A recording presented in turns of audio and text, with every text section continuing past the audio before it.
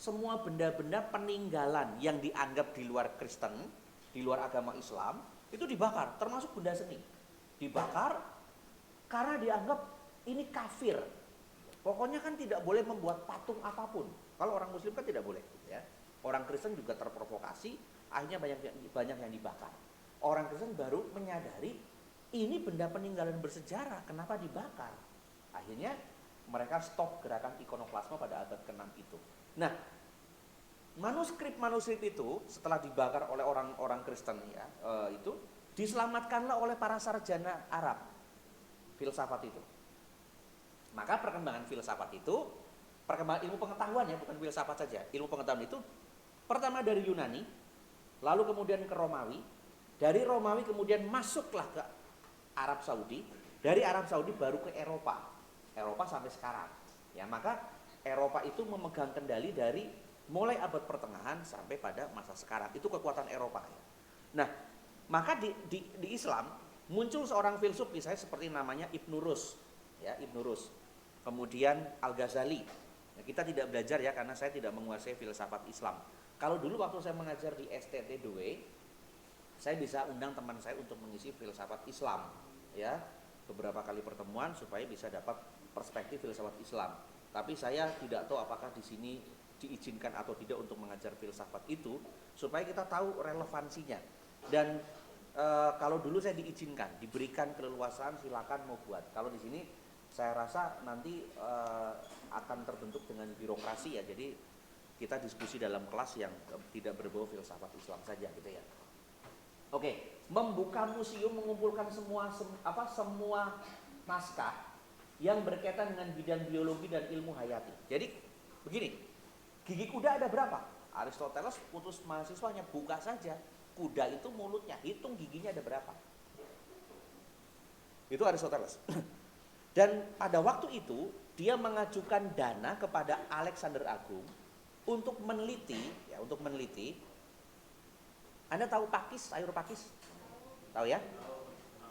Kalau di nggak apa-apa, si Kesian tadi udah izin, saya lagi sakit. Sayur pakis itu kalau di kampung saya itu biasanya tumbuhnya kan di hutan-hutan ya, di pohon karet lebih banyak. Tapi kan ada pakis yang tidak bisa dimakan. Ada pakis yang bisa dimakan kan? Ada yang tidak bisa dimakan. Itu dalam salah satu literatur mengatakan yang meneliti pakis mana yang bisa dimakan, salah satunya adalah Aristoteles. Mengutus muridnya mengumpulkan seluruh pakis yang ada di wilayah Makedonia yang dibawa kekuasaannya Alexander Agung ini untuk dikirim ke kampusnya, diteliti mana yang bisa dimakan dan mana yang tidak. Terkumpul kalau tidak salah pada waktu itu 23 gudang jenis pakis. Pokoknya ada ditumpuk di situ. Lalu diteliti pakis mana yang bisa dimakan dan pakis mana yang tidak boleh dimakan. Ya, jadi dari Aristoteles ilmu pengetahuan pun berkembang. Ilmu pengetahuan yang membahas mengenai tumbuhan, mengenai hewan disebut dengan ilmu biologi. Ilmu yang membahas mengenai masalah tata negara disebut ilmu politik. Ilmu yang membahas mengenai perilaku dan moral itu disebut dengan etika. Ilmu yang membahas mengenai jiwa manusia namanya ilmu psikologi. Ilmu yang membahas mengenai gerak itu namanya fisika. Dan ilmu yang membahas mengenai hal-hal yang bersifat substansi yang kemudian oleh teologi itu diterjemahkan sebagai Tuhan, substansi itu disebut dengan ilmu metafisika yang akan kita pelajari di pertemuan ini, metafisika. Nah, itu dari Aristoteles. Jadi Aristoteles melahirkan, mengklasifikasi semua ilmu pengetahuan yang menjadi cikal bakal ilmu pengetahuan modern di sekarang ini. Maka filsafatnya Aristoteles itu dipakai sampai pada abad pertengahan. Hampir 15 abad gereja menggunakan pendekatan ilmu filsafatnya Aristoteles. Kenapa? Karena dianggap itu yang relevan dan cocok dengan kitab suci. Walaupun di dalam teori kosmologi ada yang keliru. Kenapa? Kelirunya di mana? Kalau dalam teori kosmologi Aristoteles mengatakan pusat tata surya itu adalah bumi. Yang bergerak itu matahari. Dari mana tahu bergerak? Kita lihat saja dari laut. Ya, misalnya yang bergerak kan matahari. Lalu yang menentukan bumi itu bulat teorinya itu Aristoteles lihat dari laut. Dilihat siswanya. Kamu lihat saja perahu atau orang berlayar itu pasti yang akan kelihatan pasti ujung atasnya dulu kan. Berarti ada lengkungan ke situ. Nah, nanti kalau kita sekali waktu kita lihat film Agora itu debat bahwa bumi itu bulat atau datar sudah ada di zaman dulu. Debatnya itu bukan debat kusir seperti sekarang. Kalau kita lihat, debatnya itu debat rasional. Sampai ada seorang filsuf namanya Hypatia, itu dia waktu menguji lingkaran dalam alam semesta berbentuk elips, dia sampai uji dengan berbagai cara. Diuji dan dia menemukan dengan budaknya untuk menemukan bahwa lingkaran alam semesta ini bentuknya elips. Ya, dengan perangkat yang sederhana. Ya, itu orang-orang zaman dulu. Saya tidak tahu, mungkin orang-orang zaman dulu karena belum ada teknologi handphone ya, jadi mungkin waktunya banyak untuk bisa mengerjakan penelitian-penelitian gitu ya. Kalau sekarang kan kita banyak handphone jadi agak susah. Tapi memang kalau nggak usah zaman dulu lah, abad keberapa saja, kalau kita lihat bangunan yang dibuat oleh orang-orang kerajaan malah jauh lebih hebat kan, seperti Borobudur. Bangunan yang dibuat sekarang Hambalang nggak selesai-selesai. Wisma Atlet yang ada di mana itu? Yang ada di Palembang dulu buat SEA Games atau Asian Games, belum ditempatin baru jadi sudah banyak retak-retak. Itu buatan Indonesia kan kira-kira seperti itu. Ya. Oke, next.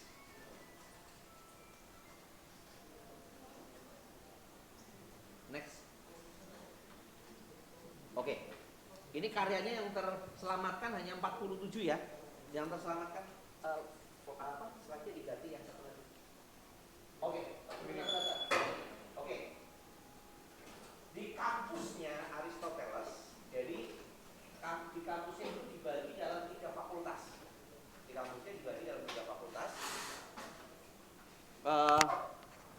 Ini saya tulisnya tidak berurutan ya. Harusnya yang pertama itu adalah, yang paling dasar itu adalah ilmu produktif.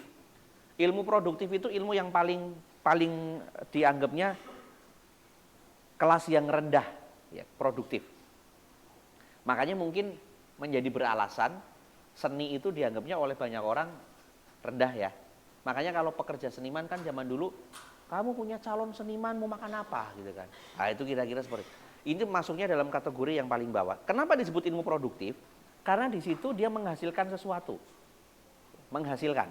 Seni kan menghasilkan. Tekne, istilah teknologi dari kata tekne dan logis, itu ada di sini. Ini disebut dengan ilmu poiesis. Ya, ilmu poiesis.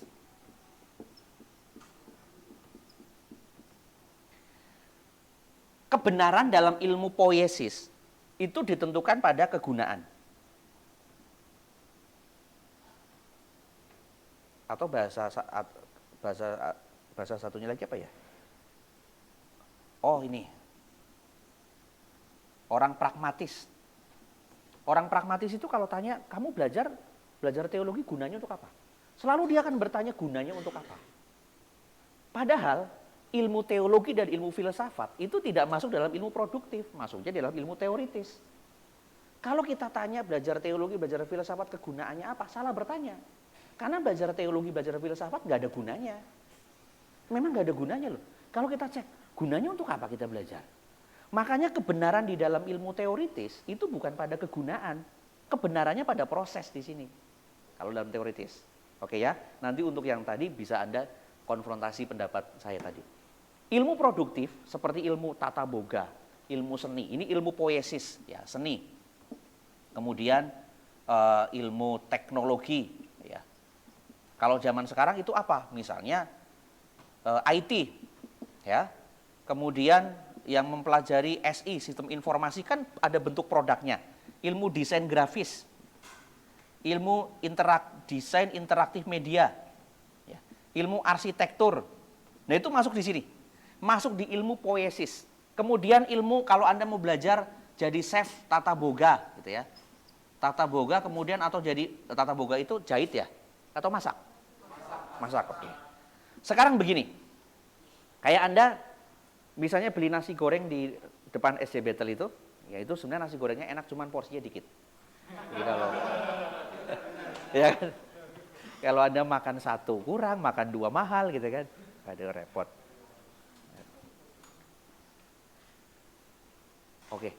Kalau enggak tambahin 2.000. Tapi kalau ditambahin 2.000 kadang rasanya pecah, enggak pas gitu ya. Karena mungkin sendokan bumbunya memang khusus untuk seukuran itu. Nah, kadang saya kalau beli di situ dilematis. Kepengin tapi makan kok nggak kenyang gitu ya. Makan 2, nggak pantas dilihat itu kan. Ini orang kok kemaruk amat itu makan 2. Tapi kalau makan 1 nggak kenyang. Ya, gini, nasi goreng. Kan waktu Anda makan nasi goreng, Anda tidak peduli cara masaknya seperti apa kan? Mau dia masaknya, maaf kata, mungkin kecapnya dulu baru kemudian sambelnya, atau mungkin barangkali nasinya dulu baru sambelnya diaduk di belakangan. Bagi Anda tidak penting caranya seperti apa. Yang penting ketika berhasil, ketika jadi rasanya enak. Seni kan juga seperti itu. Misalnya Anda buat lukisan, ya. Buat lukisan nggak penting dia mau melukis dengan cara apapun, itu tidak penting. Yang penting ketika jadi lukisannya bagus. Ilmu produktif tidak mempertanyakan proses, yang dia pertanyakan adalah hasil. Maka kebenaran di dalam ilmu pengetahuan yang bersifat poiesis, itu yang terpenting adalah kegunaan. Sama kalau Anda misalnya dengar baca puisi kalau dihitung dengan subjek, predikat, objek, kan kalimatnya tidak runut. Tapi kenapa ketika dia sudah menjadi karya sesuatu, dia bisa menjadi sesuatu yang bisa, oh ini bagus. Jadi kalau begitu ilmu poiesis, pijakannya, kebenarannya, bukan pada proses, bukan pada kesepakatan bersama, tetapi kebenarannya pada kegunaan. Maka biasanya cara bertanyanya, gunanya apa kita belajar itu? Ini orang yang bersifat pragmatis. Misalnya, kita mau bikin kegiatan, gunanya apa kita bikin kegiatan? Kegunaannya apa? Ya, itu seperti itu. Contohnya, orang pragmatis seperti itu. Yang kedua, level yang kedua, itu adalah ilmu praktis. Di sini poiesis, di sini praktis. Ya. Ini poiesis. Praktis itu adalah ilmu etika dan politika. Kebenarannya, kalau ini kan kebenarannya pada kegunaan ya. Kalau yang ilmu praktis, kebenarannya itu berdasarkan kesepakatan.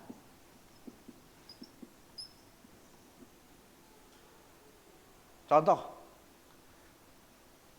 misalnya nih, Anda buat kesepakatan misalnya begini, di dalam kelas dengan dosen. 3 kali absen, berarti dianggap Anda gugur. Itu kesepakatan. Ya, 3 kali absen, dianggap gugur. Itu masuk dalam kategori ilmu praktis. Ilmu etika, tadi etika dan politik.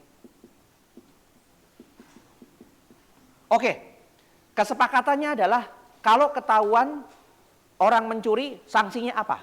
Sanksinya kita skorsing, jangan dikeluarkan. Nanti dikeluarkan malah dia tambah rusak di luar. Skorsing saja sebagai bagian pendidikan. Kan ada kesepakatan. Maka kebenaran di dalam ilmu praktis, dasarnya kesepakatan. Ilmu politik kan juga kesepakatan. Kesepakatan antara orang yang mau dipilih dengan orang yang mau milih. Tinggal nanti kesepakatannya itu dengan money politik atau kesepakatan yang bersifat rasional, kan tinggal kita lihatnya di situ. Nah, kira-kira seperti itu ya. Nah, yang berikutnya, ilmu yang dianggap oleh Aristoteles itu ilmu tertinggi, itu adalah ilmu teoritis. Kebenarannya bukan pada soal kegunaan. Tadi yang saya katakan bahwa kalau kita ditanya belajar teologi gunanya apa? Salah bertanya, karena nggak ada gunanya kalau kita belajar kegunaan. Lalu kalau begitu kebenaran di mana? Kebenarannya bukan pada kegunaan, bukan pada kesepakatan, tapi kebenarannya ada pada proses. Maka ilmu matematika, kalau Anda belajar ilmu matematika, misalnya belajar ilmu matematika, walaupun hasilnya benar, kalau caranya salah, pasti kan disalahkan kan? Kalau caranya salah, nggak mungkin hasilnya benar, mungkin hasilnya nyontek atau tebak-tebakan. Kalau prosesnya benar, sudah otomatis hasilnya benar. Tapi kalau di sini hasilnya enak, prosesnya bisa melanggar dari pakem orang masak. Anda bisa cek isi saya beberapa hari lalu cerita ke saya. Kalau lihat di YouTube ada orang bikin lodehnya bikinnya beda dengan saya gitu ya. Caranya, tekniknya, walaupun bumbunya sama, ya, tapi teknik memasaknya berbeda. Tapi yang terpenting mau caranya beda, mau bumbunya juga beda, tidak masalah. Yang penting hasil akhirnya itu sayur lodeh dan enak dimakan. Bisa dipahami ya? Ya di sini. Tapi kalau teoritis, itu bukan bicara kegunaan, bukan bicara juga kesepakatan. Karena 2 ditambah 2 sama dengan 4 itu kan bukan kesepakatan. Ya tidak? 2 ditambah 2 sama dengan 4 itu kesepakatan bukan? Bukan. Kecuali kalau 2 ditambah 2 sama dengan 3 itu kesepakatan. Karena kita memanipulasi angka. Tapi kalau 2 ditambah 4, 2 ditambah 2 sama dengan 4 bukan kesepakatan. Maka kalau begitu, dalam ilmu teoritis, pijakan kebenarannya atau kebenarannya berporos kepada proses. Oke, diganti slide-nya. Kita masuk ke metafisika, gitu ya. Nah, supaya nanti kita bisa tahu ke ilmu teoritisnya. Ada yang punya tisu? Saya kayak flu loh.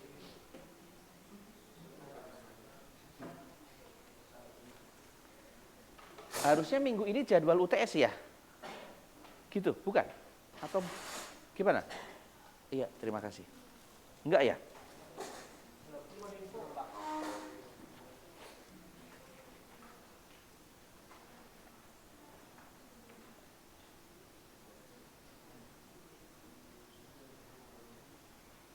Slide yang berikutnya.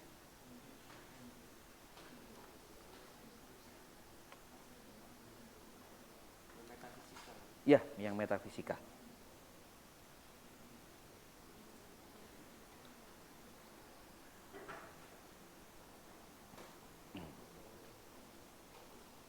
Ya, oke. Kita lanjut ke metafisika. Ini ilmu teoritisnya. Nah, kalau yang besok mau dibahas sama kelompok untuk podcast adalah ilmu praktisnya. Karena kan belajarnya etika kan, ilmu praktisnya. Kita belajar ilmu teoritisnya. Karena kalau ini juga saya berpikir kalau ini dipodcastkan, minim Anda harus menguasai dulu tentang metafisika seperti apa. Oke. Metafisika seringkali orang itu mendefinisikan metafisika itu sebagai ilmu gaib. Dunia jin, dunia roh, ya. Lalu pengalaman manifestasi itu masuk dalam kategori itu. Nah, Aristoteles tidak memaksudkan metafisika sebagai ilmu yang mengkaji pada pengalaman-pengalaman supranatural atau manifestasi, bukan itu. Tapi ilmu metafisika yang dimaksudkan oleh Aristoteles itu ingin membahas substansi. Substansi ini adalah yang nanti menjadi dalam bahasa teologi ini akan disederhanakan dengan gagasan ketuhanan. Jadi ibaratnya begini, metafisika itu adalah filsafat ketuhanan. Ya, filsafat ketuhanan. Orang belajar teologi harus menguasai filsafat ketuhanannya dulu gitu ya. Oke. Ya. Next. Ya. Lagi ini tadi sudah. Oke. Metafisika berasal dari istilah metafisika. Jadi gini kronologinya. Aristoteles kan dulu sering bikin buku. Ya. Buku yang cukup bagus adalah buku judulnya Fisika. Dia bahas buku fisika. Semua problem mengenai gerak itu ada di sini dibahas. Ya. Ada gerak namanya gerak aksidental, kemudian ada gerak namanya gerak sublimal, itu dibahas oleh Aristoteles. Nah, setelah buku fisika selesai, ya jadi teori fisika itu sebenarnya bukan teori baru yang ditemukan di kemudian hari, tapi Aristoteles sudah mendasarkan pada pemikirannya atau menuliskan dasar-dasar ilmu fisika. Lalu kemudian Aristoteles membuat juga tulisan. Tapi tulisannya belum diberi nama. Dia hanya mengatakan tulisan ini belum saya beri nama. Tulisan ini saya beri nama sesudah fisika. Maka dia menyebutnya sesudah fisika itu dengan menggunakan meta. Ta meta, ta fisika sebenarnya ya. Ta meta, ta fisika. Ta itu adalah definite artikel untuk neuter. Kalau Anda nanti belajar bahasa Yunani, ta itu adalah untuk neuter. Meta itu apa? Meta itu berubah atau sesudah. Maka ada istilah metanoia kan? Metanoia itu kan perubahan cara berpikir. Noia itu dari kata nous itu pikiran. Ya, jadi meta itu berubah. Bukan berubah pikiran, tapi berubah cara berpikir. Kalau berubah pikiran itu namanya plin-plan. Tapi kalau berubah cara berpikir, itu berarti yang tadinya pikirannya mengarah kepada sesuatu yang negatif menjadi lebih baik. Maka pertobatan itu disebutnya dengan metanoia, menggunakan kata meta. Meta itu sesudah, berarti ada perubahan. Nah, buku yang kemudian ditulis itu disebut, saya nggak punya judul nih, Aristoteles. Pokoknya buku ini adalah saya tulis sesudah fisika. Maka kemudian Andronicus di tahun 70 sebelum Masehi sebagai tim editornya, setelah Aristoteles meninggal ya, lalu dia membahasakan tulisannya Aristoteles tentang ta metafisika yang ditulis sesudah filsafat, kita beri nama metafisika. Kenapa metafisika? Ini sesudah fisika. Apa yang dibahas di dalam buku itu? Di dalam buku itu yang dibahas adalah substansi. Contoh, misalnya begini, kalau Anda lihat di luar atau di pekarangan ada pohon mangga. Pohon mangga itu aslinya dari mana? Atau asalnya dari mana? Pohon mangga itu berasal dari apa? Berasal dari Tuhan, udah pastilah ya. Dari biji ya. Dari biji ya. Jadi kita lihat ini pohon mangga. Padahal asalnya kan dari biji yang kecil ya. Dari biji yang kecil. Nah, biji itu nanti dicari lagi. Biji itu dari mana asalnya? Kok terbentuk biji?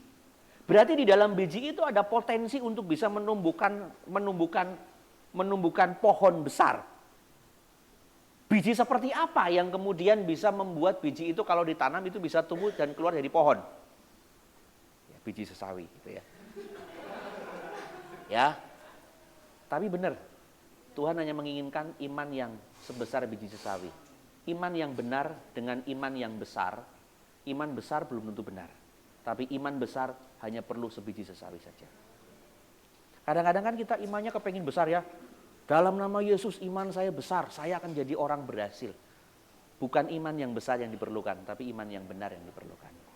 Karena iman yang benar membuat doa Anda menjadi berkuasa. Dan doa berkuasa bukan berarti yang Anda doakan dijawab oleh Tuhan. Karena untuk mengatakan berkuasa itu berarti Anda harus mensinergikan antara kehendak Anda dengan kehendak Tuhan. Mensinergikan kehendak kita dengan kehendak Tuhan bukan Tuhan menurunkan kehendak, kita naikkan kehendak. Waktu kita mensinergikan justru kita menghilangkan kehendak kita, biar kehendak Tuhan yang jadi. Itu susah. Tapi perjuangan anak-anak Tuhan. Ya. Gitu ya. Jadi nanti saya berharap Anda juga punya paradigma yang terbuka, lalu mengedukasi jemaat dengan baik. Karena sekarang banyak jemaat yang perlu ditolong. Ya, ditolong dari paradigma yang keliru. Herannya adalah kadang-kadang gereja menempatkan orang-orang yang sekolah teologi hanya menjadi maaf kata, menjadi pelayan altar saja, bukan menjadi pemegang kendali untuk apa? Mengubah paradigma jemaat. Jemaat lalu kemudian mendapatkan siraman rohaninya ini siraman dari orang yang tidak ngerti teologi. Makanya ke bawah yang tidak benar. Kita hanya ditempatkan sebatas apa? Sebatas maaf kata, bukan saya merendahkan ya. Saya pun juga kadang-kadang gitu. Kok cuman kayak gini doang ya gitu ya. Dulu saya pertama masuk pelayanan kok cuman guru sekolah minggu. Walaupun kita mengatakan setialah dengan perkara kecil, benar. Tapi kenapa yang pegang bidang teologi, bidang departemen pendidikan di gereja adalah orang yang nggak ngerti teologi? Itu kan problem. Nah makanya perjuangan kita. Semoga nanti siapa tahu dengan kita podcast akan terbentuk cyber church gitu ya. Gereja dunia maya. Dengan gembalanya Grevien nanti. Grevien sebagai donatur. Ya, nanti David ketua departemen musiknya. Gitu ya.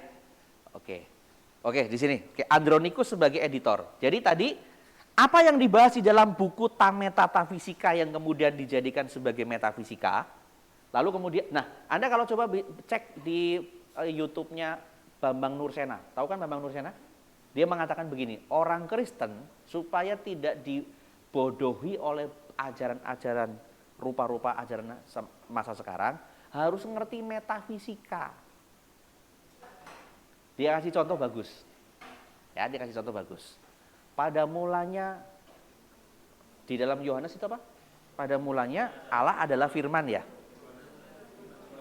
Allah firman ada bersama-sama dengan Allah. Seolah-olah firman dan Allah itu dua pribadi yang berbeda. Ada firman, ada Allah. Mereka hidup bersama-sama, seolah-olah itu. Nah, maka metafisika, menjembatani metafisika itu berarti ingin menerjemahkan bukan matematis kebenaran itu. Kebenaran bukan soal matematika. Walaupun matematika masuk dalam ilmu teoritis. Kebenaran itu meta-matematika dan metafisik. Bukan 2 ditambah 2 harus sama dengan 4. Maka kalau orang menerjemahkan Tritunggal itu seperti 1 ditambah 1 ditambah 1 sama dengan 3. Ini matematika. Tritunggal atau Trinitas itu meta-matematika. Ya tapi kan ada Allah Bapa, Allah Anak, Allah Roh Kudus sama dengan 3. Nah pemahaman mereka masih matematika. Oke lah kalau kamu pakai matematika. Dulu saya pernah ketemu dengan beberapa orang. Oke lah kalau kamu pakai matematika. Saya pakai matematika. 1 kali 1 kali 1 sama dengan berapa? 1. Kamu pakainya kali-kalian sih jadi 1. Loh kamu pakainya tambah-tambahan sih jadi 3. Nah, kira ya seperti itu. Lalu yang benar bagaimana? Yang benar bicara tentang metafisika, bicara tentang Trinitas itu bukan bicara matematika. Maka bahasa yang digunakan juga meta-matematika kan? Kan saya pernah kasih contoh ke Anda. Misalnya nih, Mike mencintai mamanya 100%. Mencintai papanya 100%, mencintai teman 100%, mencintai pacarnya 100%. Sudah punya? Atau pacarnya malah 300%? Pertanyaan saya gini, anggaplah seperti ini, mencintai pelayanan 100%. Oh kalau begitu cintanya Mike itu 500% dong? Ya tidak, dia tetap 100% cintanya. Loh kalau 100% dibagi 5, berarti masing-masing 20%. Ya tidak juga, masing-masing dapatnya 100%. Loh kok bisa? Nah itu, hidup itu tidak bisa dimatematikkan. Karena ada pengalaman-pengalaman dan pemahaman tertentu yang bersifat meta-matematika. Maka bahasa tentang Tuhan itu bukan bahasa matematika. Bahasanya harus bahasa metafisik. Bisa dimengerti ya? Lalu kan ada memahami waktu Yesus ada di bumi, surga kosong dong. Itu kan bahasa kita untuk membahasakan sesuatu. Sama begini, apakah Tuhan punya praeksistensi? Kalau gini, sebelum Tuhan menciptakan segala sesuatu yang ada di alam semesta ini, kan Tuhan kekal ya. Sementara waktu di dunia kan ada batasnya, ada awal, ada akhir. Sebelum Tuhan menciptakan itu, Tuhan ngapain? Itu Agustinus menjawab nanti dengan tepat. Itu pertanyaan bagi orang yang masih terjebak ruang dan waktu. Memahami kekekalan dalam ruang dan waktu tidak akan pernah bisa menerjemahkan praeksistensi Tuhan. Karena kita masih pakai kerangka berpikir ruang dan waktu. Keluarkan pemikiran kita dari ruang dan waktu, maka kita akan melihat kekekalan itu bukan dalam dimensi ada batas, ada akhir. Bisa dimengerti ya? Ya tapi nanti pelan-pelan lah, walaupun mungkin kunyah dulu lah. Nanti kan kita masih panjang nih, ini baru pertemuan ke-5. Kan kita masih ada pertemuan sampai 30 kan kalau nggak salah ya.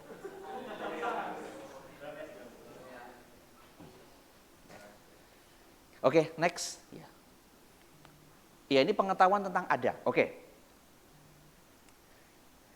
Ini tadi sudah ada yang dicatat atau belum? Kalau kenapa? Udah difoto. Oh ya zaman sekarang memang foto ya.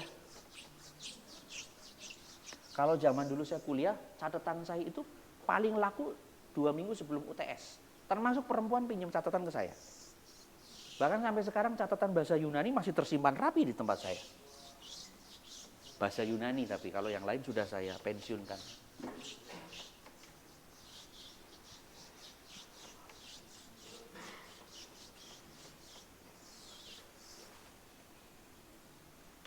Metafisika kalau begitu bahas apa? Metafisika itu kalau begitu bahas substansi.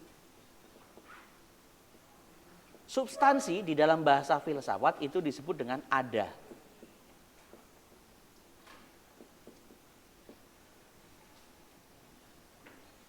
Ada itu bukan dalam konteks bahasa Indonesia ya, seperti ide, idea, ide dalam filsafat itu bukan sekedar gagasan, tapi lebih daripada itu. Ada itu juga bukan, misalnya begini, apakah ada Aquila? Ada Pak, di mana? Di belakang. Itu ada dalam pengertian Aquila berada dalam sebuah tempat tertentu, terikat dengan ruang dan waktu, berada dalam artian apa? Secara ruang geometris. ya, geometris. Tapi dalam filsafat, ada yang dimaksud bukan ada dalam pengertian berada dalam ruang geometris. Pertanyaannya kan, kalau Tuhan ada, Tuhan itu adanya di mana? Di sorga. Sorga itu seperti apa? Letaknya ada di mana? Kan itu bukan ruang geometris sorga itu. Yang ada misalnya pojoknya, oh di sebelah sana tuh. Itu tuh Aquila lagi di pojok sorga misalnya. Lagi ngapain? Lagi mojok. Ngelihat pacar yang ada di neraka misalnya. Contoh gitu ya. Contoh. Dia hanya bisa dada gitu. I love you gitu ya. Tapi kemungkinan ya, karena banyak politisi dan pegawai Dirjen Pajak, kontraktor yang ada di neraka, mungkin bisa jadi mereka akan membuat jembatan ke surga. Karena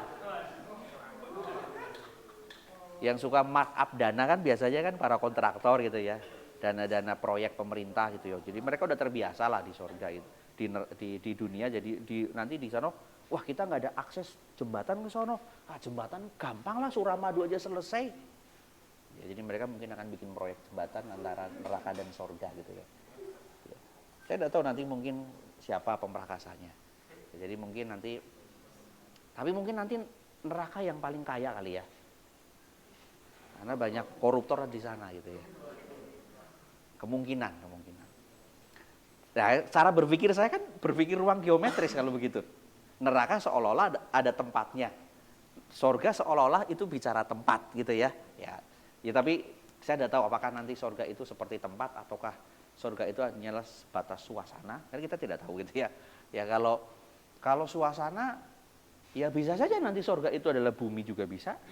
Bisa juga nanti nerakanya adalah bumi. Karena apa? Di dalam perut bumi kan tersimpan api kan. Makanya kalau kita ada letusan gunung Merapi kan di dalamnya ada api. Kalau tanahnya dikeruk, bumi kan bulat.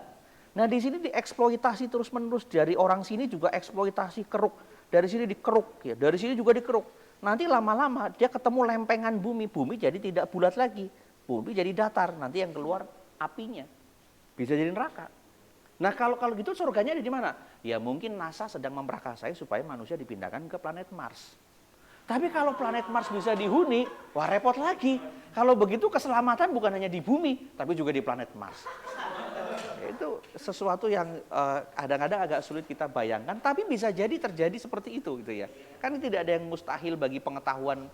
Karena sekarang kita lihat, yang tidak mustahil bagi orang di zaman sebelum Masehi, bicara teknologi kan mustahil. Sekarang sudah menjadi nyata kan sekarang. Sudah menjadi nyata dalam dunia kita sekarang. Apa yang tidak nyata? Jadi hidup sekarang dalam sesuatu dimensi yang tidak bisa kita pahami. Bisa juga nanti pertukaran antar pelajar, pertukaran mahasiswa antar planet. Loh, antar negara juga sudah ada, antar planet. Katanya kan planet bumi planet Mars ya. Cuman Mars jamnya lebih lama ya, kalau tidak salah atau lebih cepat. Lebih cepat atau lebih lama? Nggak tahu ya. Nanti bisa lebih cepat ya. Matahari. Berarti nanti di sana lebih cepat mati ya. Yes. Cepat banget. Tapi kalau kita mikir-mikir ya, ini pikiran nakal saya. Tapi nanti Anda bisa jadi bahan diskusi. Kadang-kadang kita bingung ya. Kenapa malaikat bisa jatuh dalam dosa? Kan malaikat nggak punya kehendak. Ya tidak? Malaikat kan nggak punya kehendak. Kalau malaikat punya kehendak bebas, malaikat jatuh dalam dosa, Tuhan kasih keselamatan dong. Karena punya kehendak bebas. Malaikat jatuh dalam dosa, pikiran nakal saya gitu. Kan dia nggak punya kehendak bebas, bagaimana bisa jatuh dalam dosa? Yang pertama. Yang kedua, kenapa jatuhnya di sorga?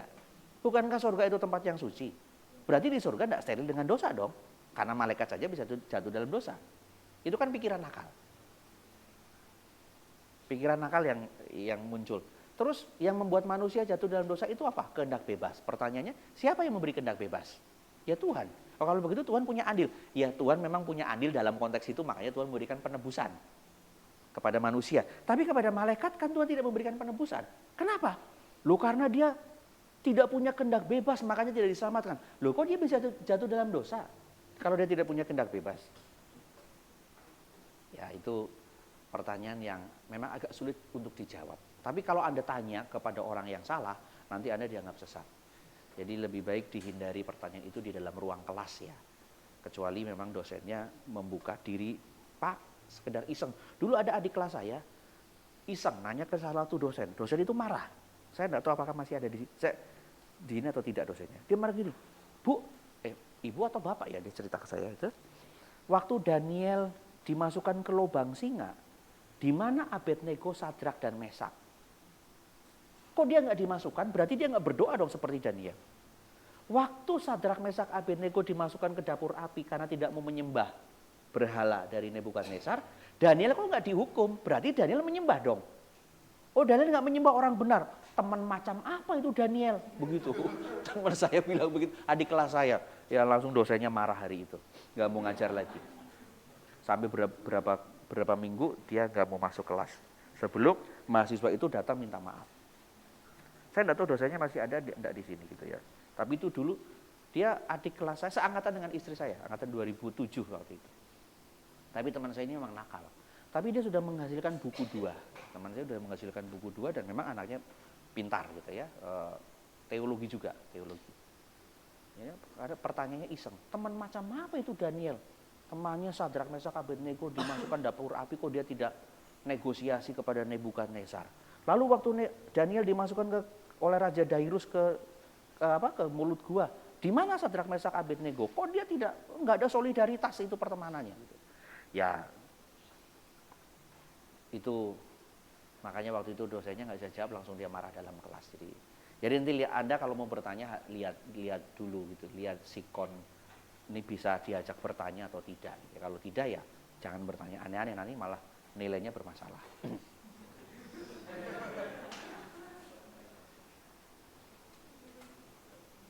Saya dulu pernah bertanya ke salah satu orang,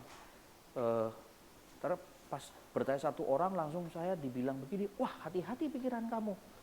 Pas saya bikin paper, tugas akhir, bikin paper saya itu saya ketik. Kalau tidak salah 5 halaman, paper saya dikasih nilai F. Teman saya copy paste paper itu dapat nilai A. Saya yang hasil kerja keras dikasih nilai F. Ngulang saya pelajaran itu sama seorang dosen. Oke, ya, substansi. Tadi kan bicara ada itu bicara substansi, bukan bicara dalam ruang geometri. Kalau tadi saya tanya Aquila ada tidak? Oh ada, itu berarti Aquila dalam ruang geometri, posisinya ada di situ. Duduk di situ dengan dia misalnya dengan lebar kursi sekian, panjang kursi sekian, kemudian bentuknya Aquila seperti itu, ruang geometri. Tapi di sini kita bicara substansi, bukan bicara tentang ruang geometri. Substansi atau ada itu maknanya bisa banyak. Biasanya orang dari NTT itu bahasanya lebih metafisik. Misalnya begini, saya ada makan, gitu ya. Kalau orang NTT kan kalau ngomong begitu kan, kebanyakan saya ada makan, saya ada perlu dengan Anda. Jadi terjemahan dalam bahasa Inggrisnya is-nya itu yang adalah dia dibaca. Gini, kita lihat, misalnya begini. Musician is white gitu ya. Kita lihat is yang ada di sini ya. Ini sebagai ada atau sebagai substansi. Pemusik itu berkulit putih. Itu disebutnya kebenaran aksidental. Kenapa? Karena untuk menjadi murid pemusik itu kan tidak harus mempersyaratkan kulitnya warna putih kan? Bisa bermacam-macam. Maka ketika ada informasi musisi itu berkulit putih, atau musisi itu berambut panjang, atau musisi itu berambut cepak gitu ya, atau musisi itu adalah botak misalnya, itu adalah kebenaran yang bersifat aksidental. Jadi di sini identitas yang di sini itu bukan melekat kepada syarat untuk menjadi seorang pemusik. Siapapun bisa, mau kulit hitam, kulit apapun pasti bisa, mau penampilan seperti apapun yang penting punya skill, begitu ya. Jadi di sini adalah aksidental. Lalu yang berikutnya, ketika kita bahas tentang God is good, Tuhan adalah baik, itu bukan lagi aksidental, itu substansial. ya, substansial ya, substansial. Kenapa substansial? Kita tidak menyebutkan Tuhan baik saja, Anda kan sudah punya dalam posisi berpikir Anda, Tuhan pasti baik kan?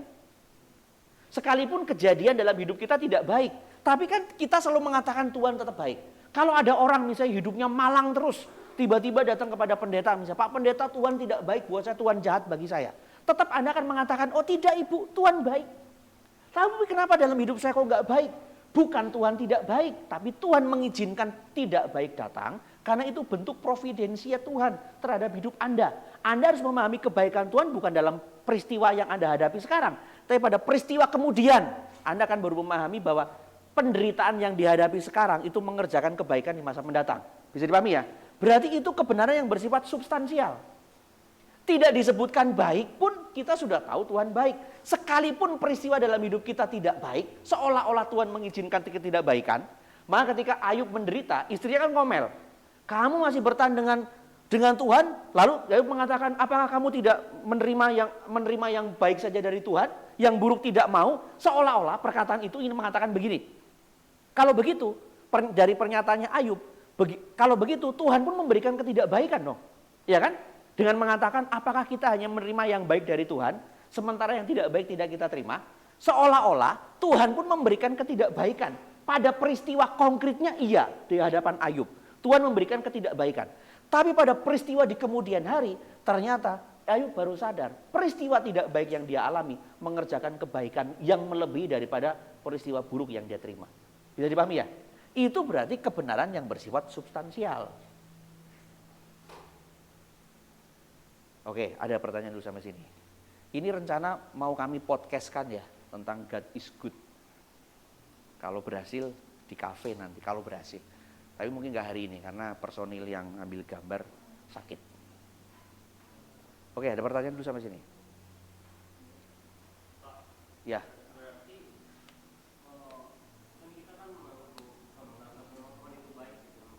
Ya.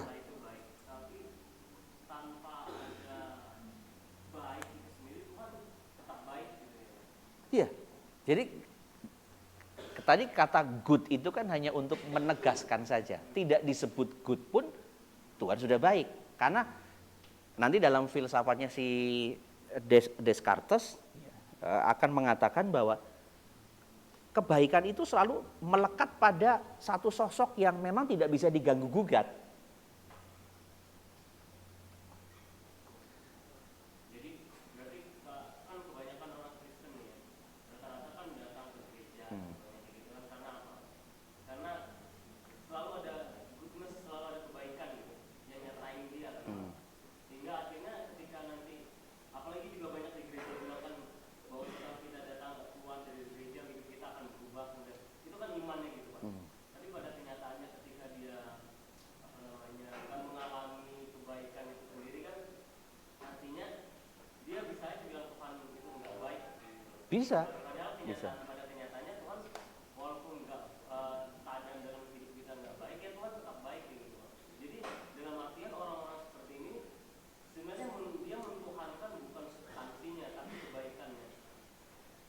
Bisa, bisa. Bisa. Jadi yang dia mencari Tuhan karena ada motif, bukan karena Tuhannya. Begitu yang Oke, saya mencintai Tuhan. Kenapa kamu mencintai Tuhan? Ya karena Tuhan baik untuk saya. Tuhan baiknya di mana? Tuhan mencukupkan hidup saya. Itu kan berarti sebenarnya dia sedang tidak fokus kepada Tuhan sebagai sosok pribadinya, tapi fokus kepada cara Tuhan nanti akan memberkati hidup saya dengan kesalehan ritual saya.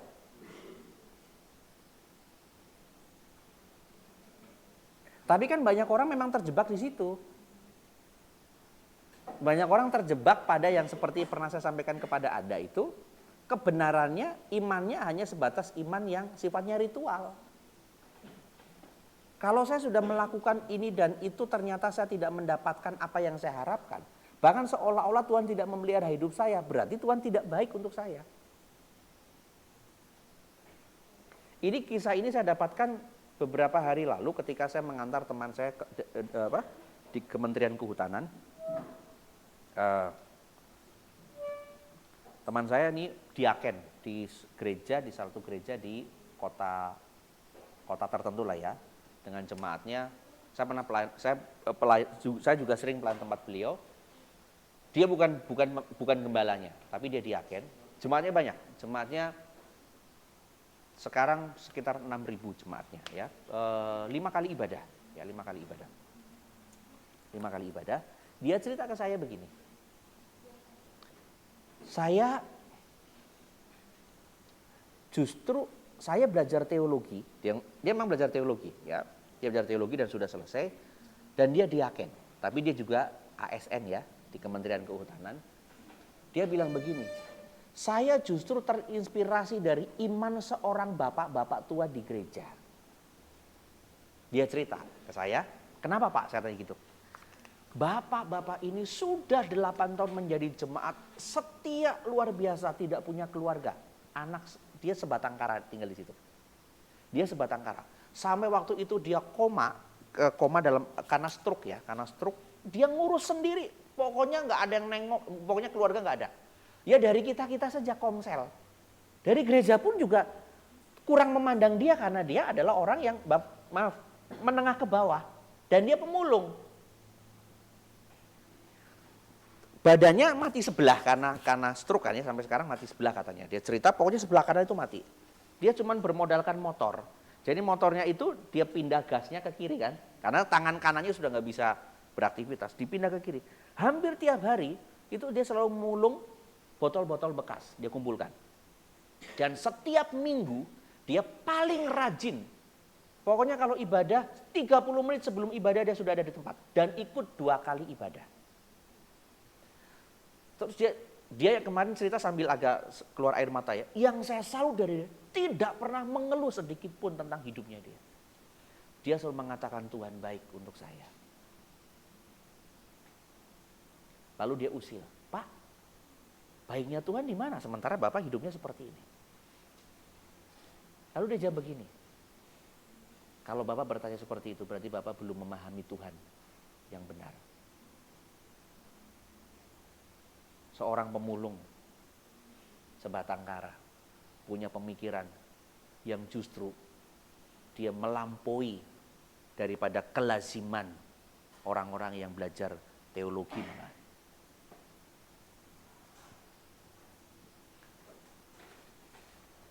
Gitu kan? Sekarang kita cek dalam Alkitab misalnya begini. Waktu Tuhan ditanya sama muridnya, Tuhan, Yesus, aku sudah ikut Engkau. Apa upahnya? Ya kan? Tuhan katakan 30, 60, dan 100 kali lipat. Kita kan selalu membatasi ungkapan itu sebatas ungkapan ekonomis kan? Ekonomi kan? Iya dong. Iya, kita kepengen diberkatinya berkat ekonomi kan? Ya. Tapi ternyata kisah hidupnya murid yang bertanya seperti itu dan yang dijanjikan Yesus terrealisasi tidak? Tidak, karena murid mati syahid semuanya. Kecuali Yohanes, matinya mati tua. Pertanyaannya begini, kalau begitu firman-Nya Tuhan tentang 30 kali lipat, 60 kali lipat, 100 kali lipat, tentang providensia, pemeliharaan Tuhan, itu berarti bohong dong, nggak digenapi dong. Kan pasti kita akan mengatakan itu kan, persepsi antara kita memahami kebaikan Tuhan yang sebatas Tuhan itu memberi kepada kita, memberi berkat. Lalu dengan konsepnya Tuhan bahwa kebaikan Tuhan itu bukan soal pemberian berkat, tapi ada sesuatu yang lain yang kita nggak bisa. Setiap orang kan diberikan yang berbeda-beda kepada, itu kan namanya karunia kan. Itu kan ada itu yang seringkali digunakan sebagai alasan kita untuk menjudge Tuhan tidak baik.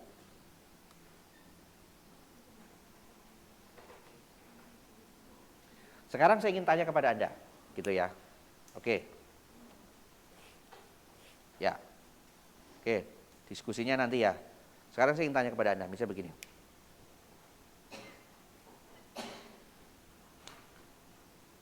Pengkhotbah 3 ayat 11 itu ngomong apa sih? Segala sesuatu indah pada waktunya.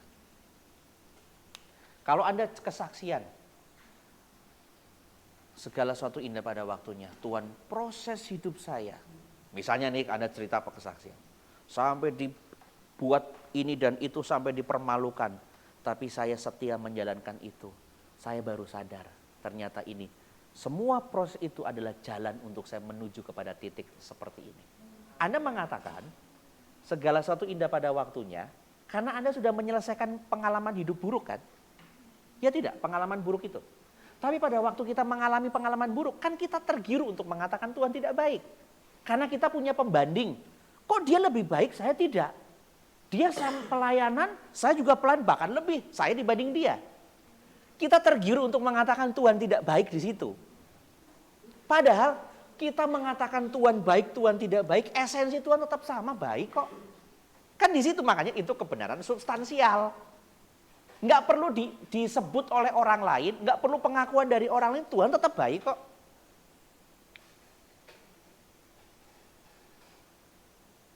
Begitu ya.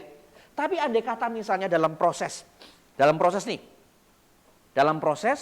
tiba-tiba kita melawan proses itu. Bisa nggak kita mengatakan segala sesuatu indah pada waktunya? Waktu kita melawan proses? Tidak bisa. Tapi bisa juga dia akan membenarkan. Misalnya begini, pada saat proses, misalnya pada saat Aquila nih, Aquila diproses. Di tengah jalan misalnya Aquila, katakanlah ini kalau saya bicara tentang ilustrasi. Aquila diproses dari, misalnya Aquila diproses dari kilometer 1 sampai kilometer 50 misalnya. Ya. Lalu kemudian Reval diproses dari, sama juga, dari kilometer 1 sampai kilometer 50 juga. Tapi Aquila, ya, kemudian di pertengahan jalan, di kilometer 25, Aquila nggak tahan, ini berat, masih jauh nih. Saya berat, udah deh. Kalau gitu saya belok kanan saja atau belok kiri. Karena di kanan atau kiri ternyata banyak tawarnya menggiurkan. Dan ternyata di sini Aquila menjadi orang sukses juga. Lalu Reval setia sampai 25 sudah berdarah-darah habis total. Gimana Reval? Saya maju terus. Pada saat titik 50 Reval sampai, Reval juga menjadi orang yang berhasil. Pertanyaan saya gini, oke coba perhatikan sini. Aquila tadi belok kanan di kilometer 25, ya. Lalu oke, diskusinya nanti ya. Di kilometer 25 dia belok kanan, dan ternyata Aquila itu sukses secara finansial. Sementara Rafael yang selesai dalam perjalanan hidupnya mengerjakan kebaikan sampai kilometer 50, ternyata hidupnya nggak semujur dari Aquila. Pertanyaan saya, siapa yang berhak mengatakan segala sesuatu indah pada waktunya? Aquila. Tapi kalau kita, ya pasti Rafael Pak, kan Anda dengar ceritanya, kalau menjalaninya kan kita belum tentu seperti itu. Bisa juga Rafael akan mengatakan, kau gitu gue belok kemarin. Bisa mengerti ya? Tapi kalau Rafael kemudian konsisten mencari makna hidup, bahwa hidup itu bukan sekedar material, dialah orang yang harusnya mengatakan segala sesuatu indah pada waktunya. Seharusnya. Tapi karena kita tergiur hidup itu sebatas tumpukan ekonomi, hidup itu sebatas properti, maka yang akan mengatakan segala sesuatu indah pada waktunya itu adalah si Aquila. Kenapa? Tuhan kasih kelimpahan untuk saya. Saya punya teman dosen di UPH waktu itu. Dia waktu ibadah chapel, kami kan ibadah chapelnya hari Jumat, biasanya diskusi. Satu orang khotbah, setelah khotbah kita diskusikan firman Tuhannya. Lalu satu orang, dia kesaksian. Dia dia anggota SG. SG itu adalah ceritanya Dewan Fatwanya UPH yang menentukan haram tidaknya pikiran orang. Itu orang ini gitu ya, salah satu orang ini. Ya, dia bilang begini, saya kerja di UPH, itu adalah kehendak Tuhan. Dan saya mengatakan segala sesuatu indah pada waktunya karena saya diantarkan ke sini. Tiba-tiba satu orang ngomong gitu ya, lo bohong lo kerja di sini, lo mengatakan segala sesuatu indah pada waktunya karena gajinya sesuai dengan harapan lo. Ini di forum chapel diskusi begitu. Jadi langsung diinterupsi dengan temannya, lo bohong, lo jangan bohongin kita. Lo waktu mau ke sini kan tanya gajinya UPH berapa kan? Istri lo telepon ke gua, gajinya di UPH berapa? Kalau nggak cocok nggak usah di UPH. Lo sekarang Anda mengatakan segala sesuatu indah pada waktunya, itu buatan lo. Dibilang begitu di ruang chapel. Jadi yang orang itu ngomong dia malu juga. Ya tapi kan kita waktu itu memang ya istilahnya kekeluargaan ya santai-santai aja. Nah tadi gitu. Aquila di kilometer 25 dia belok kanan, tapi menemukan kesuksesan material. Rafael berjalan benar lurus. Di ujung sana, dia tidak menemukan kesuksesan finansial. Kamu dapatnya dia dapatnya sial. Finansial itu ya. Ya. Lalu yang mengatakan Tuhan segala sesuatu indah pada waktunya. Lalu pertanyaan saya juga, tadi kan berarti yang mengatakan Aquila ya. Pertanyaan kita juga, jemaat biasanya akan memberikan penilaian berhasil kepada siapa? Kepada Aquila. Dan kalau Rafael tidak kuat imannya, dia akan mengatakan Tuhan jahat untuk saya. Tuhan tidak baik bagi saya. Percuma saya hidup benar. Seperti kata si Asaf, percuma saya mencuci tangan tanda tak bersalah bila tiap hari aku selalu kena tulah. Tapi hebatnya Asaf mengatakan apa? Sekalipun dagingku dan batinku habis lenyap, Engkaulah Tuhan tetap Allahku. Dan Asaf menyelesaikan pergumulannya di ayat 1. Dia mengatakan, oh yang mujur ternyata adalah orang fasik kan? Di Mazmur 73, yang mujur orang fasik, yang sehat malah orang fasik. Aku sedikit tergelincir. Tapi Asaf mengatakan apa? Tuhan hanya baik bagi siapa? Bagi orang yang bersih hatinya. Jadi untuk mengerti tentang baiknya Tuhan, sekalipun peristiwa tidak baik, hati kita harus bersih. Kalau hati misalnya, Parlin hatinya bersih. Misalnya Parlin lagi ada konflik, misalnya katakanlah dengan Eben lah, misalnya contoh. Ada konflik. Kalau hatinya Parlin bersih, walaupun Eben ngomongin, oh si Parlin itu gitu ya. Parlin itu tahu kalau misalnya kalau tidur pasti merem gitu ya. Diomongin. Kalau Parlin hatinya bersih, Lin, lo diomongin, dia nggak akan marah. Bersih kan hatinya. Tapi kalau Parlin hatinya maaf kata tidak bersih, lagi ada konflik sama Eben nggak ngomongin Parlin, tapi Eben lagi ngobrol sama si Efraim atau sama si Yosua. Lagi ngobrol, pasti paling curiga, itu ngobrolin gua itu. Bisa dimengerti ya? Berarti kalau begitu, yang sensornya salah siapa? Yang sensornya salah ada pada Parlin. Oke, next berikutnya. Oke, sorry ini dulu. Aristotle is man. Aristoteles adalah manusia, itu fakta ya. Student is wise. Is di sini bukan lagi sebagai fakta, bukan substansial, bukan aksidental. Di sini bisa berupa bahwa itu benar bahwa si mahasiswa itu, si Femi itu adalah pintar misalnya. Femi itu pintar. Dari mana Anda mengatakan? Saya lihat kok Femi nilainya bagus-bagus. Ya. Lalu misalnya ya amin ya, diaminkan. Ya. Lalu Daud itu kamu sebenarnya pintar Daud. Kalau waktu saya mengatakan sebenarnya pintar, faktanya apa? Nilainya apa? Nilainya jelek. Tapi saya membaca ada potensi dia menjadi orang pintar. Bisa dipahami ya? Jadi kalau saya mengatakan Daud itu adalah pinter, itu potensial, karena dia punya potensi menjadi pinter, tapi nilainya jelek, tapi dia pinter sebenarnya, dia bisa jadi pinter. Tapi waktu saya mengatakan Femi pinter, dari mana nilainya bagus? Berarti di sini aktualitas, sudah ada bukti nyatanya di situ. Oke, klik lagi, klik ya. Aduh, saya pilek nggak enak banget hidungnya, perih. Oke, contoh begini, nggak ada yang bisa saya bawa ya. Anggap ini aja lah, biar lebih gampang, jam tangan. Ini kita ganti objeknya dari jeruk menjadi jam tangan. Waktu Anda lihat ini, Anda mengatakan apa? Jam tangan ya? Oke, kenapa Anda tahu ini jam tangan? Lihat langsung. Karena orang bilang jam tangan. Ada yang punya jam tangan lain lagi? Bisa pinjam? Oh iya, ini yang udah dicopot. Bentuknya beda ya? Oh iya, coba boleh deh. Tiga jam beda bentuk ya? Ya. Yang mana? Yang punya.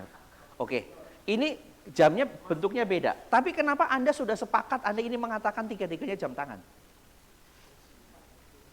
Fungsi sama. Fungsi sama. Lalu apa yang lain selain fungsi? Bentuk.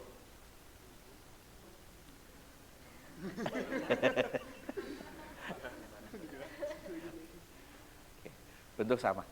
Oke. Kenapa Anda langsung bisa mengeksekusi bahwa lihat itu jam tangan?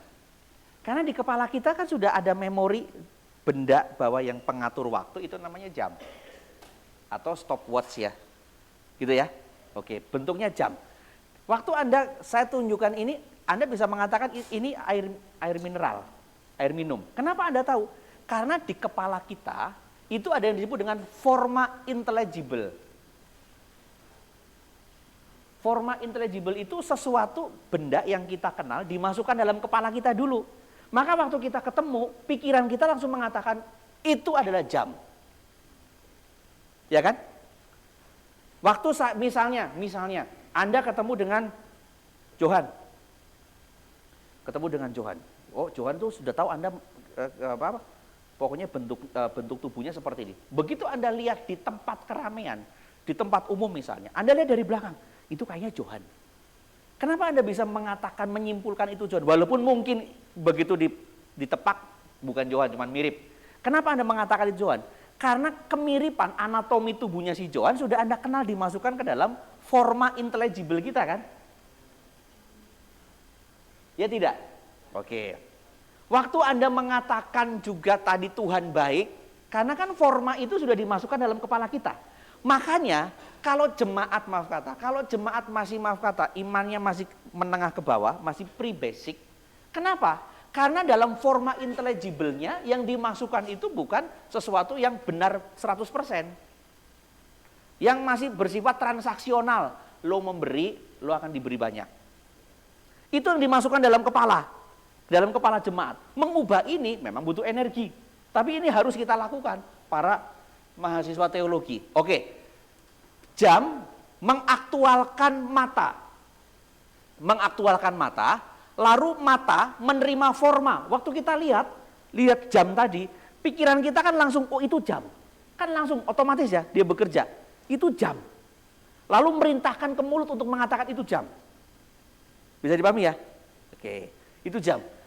Pikiran bekerja melalui penglihatan, ya. Tetapi begini, waktu kita lihat dalam pikiran, kenapa kita bisa mengatakan 100% itu jam? Karena di pikiran sudah ada namanya stok pengetahuan di dalam memori kita. Nah, oke, bisa dipahami ya. Lalu diformakan dalam pikiran manusia. Jadi pikiran manusia tadi seperti saya katakan waktu saya kasih contoh si Parlin, ya. Oh, berarti kalau hatinya baik, menilai orang baik, sekalipun ngomongin dirinya gitu ya. Tapi kalau hatinya buruk, sekalipun nggak ngomongin, dia pasti akan curiga. Reseptor, pikiran manusia itu ibarat reseptor, intelek pasif. Kalau TV sekarang kan harus pakai set box ya. Kalau tidak pakai set box bisa nangkep tayangan tidak?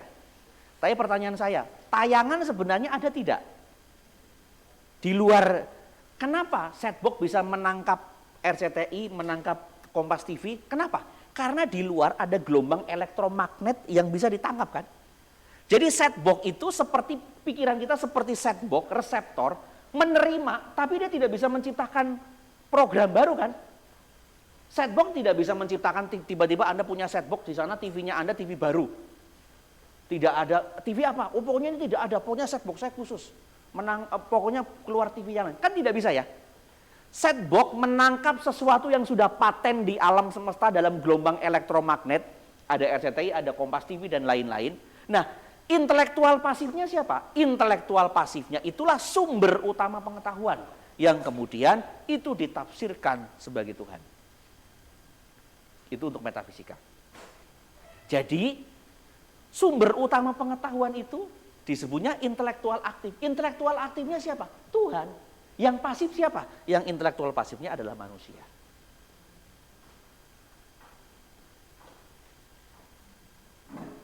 Oke. Agak pusing ya.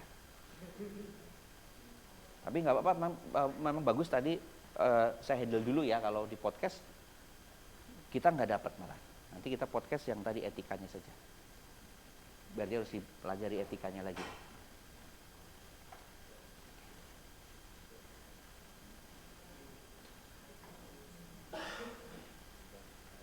Sekarang gini, Anda punya set box.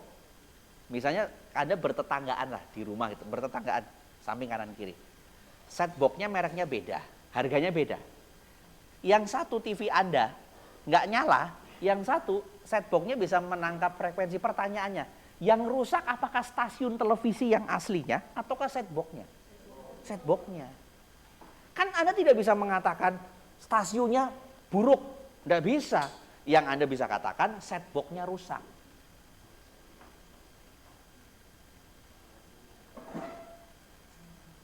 Kalau misalnya tiba-tiba setboxnya nih, setboxnya tetangga juga, iya tempat saya juga buras, tempat saya juga buras. Pertanyaannya, apakah stasiunnya yang bermasalah? Bukan, bisa juga alam karena gangguan cuaca. Bisa dipahami ya? Nah itu untuk kita bisa memahami bahwa kalau ada kejadian buruk, kita jangan pernah merasa tertuduh bahwa kita itu salah, kita itu terhakimi oleh perasaan kita sendiri. Jangan, karena jangan-jangan Tuhan sudah punya skenario yang tidak bisa kita pahami hari itu.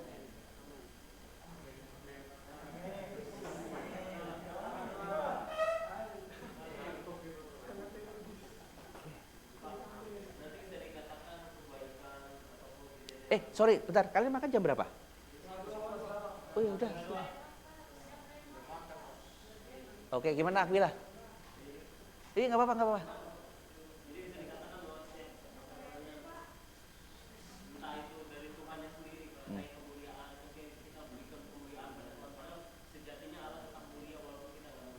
Iya, maksudnya iya.